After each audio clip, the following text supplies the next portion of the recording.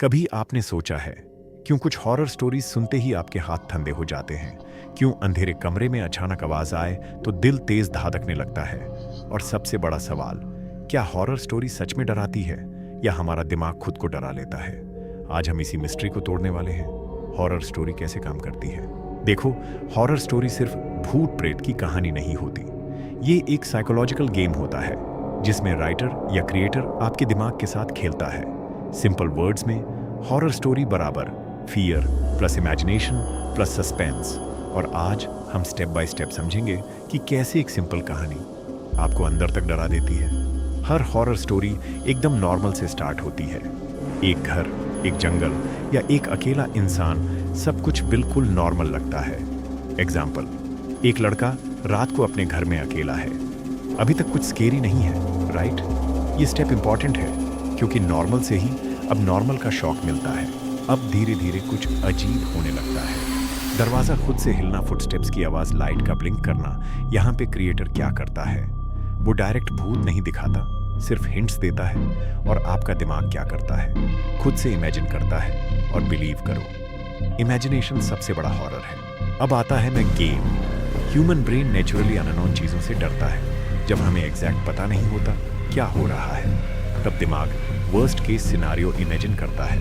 Example, आप अंधेरे में हो और पीछे से आवाज आई। आपका दिमाग तुरंत बोलता है शायद कोई है।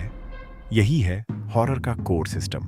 Unknown plus silence plus imagination बराबर फियर। अब स्टोरी अपने पीक पे आती है। सडनली कुछ रिवील होता है या एक जंप स्केयर मिलता है। एग्जाम्पल, अचानक मिरर में कोई रिफ्लेक्शन दिखता है। इस मोमेंट पे आपका हार्ट रेट बढ़ जाता है, बॉडी अलर्ट मोड में आ जाती है। ये रिएक्शन रियल होता है, चाहे स्टोरी फेक ही क्यों ना हो। अब असली मैजिक समझो।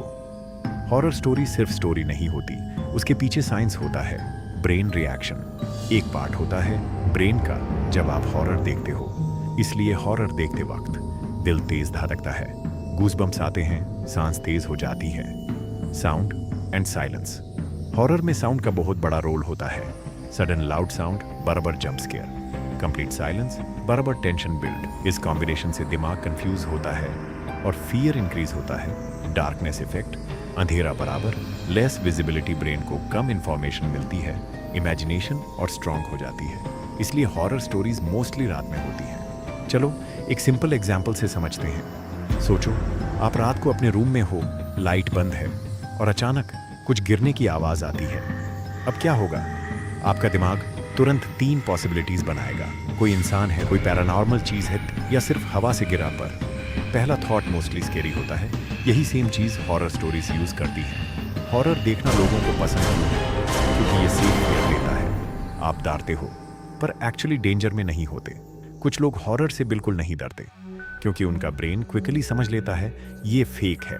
Real horror stories, true events, ज्यादा स्केरी होती हैं क्योंकि उनमें इमेजिनेशन प्लस रियलिटी दोनों होता है। तो सिंपल वर्ड्स में हॉरर स्टोरी काम करती है नॉर्मल सिचुएशन से स्टार्ट होके, सस्पेंस बिल्ड करके, इमेजिनेशन ट्रिगर करके और फाइनल स्केयर देकर। मतलब स्टोरी नहीं, आपका दिमाग ही आपको डराता है। तो अगली बार जब आप हॉरर स्टोरी देखो, एक सवाल जरूर पूछना, मैं सच में डर रहा हूँ या मेरा दिमाग मेरे साथ गेम खेल रहा है?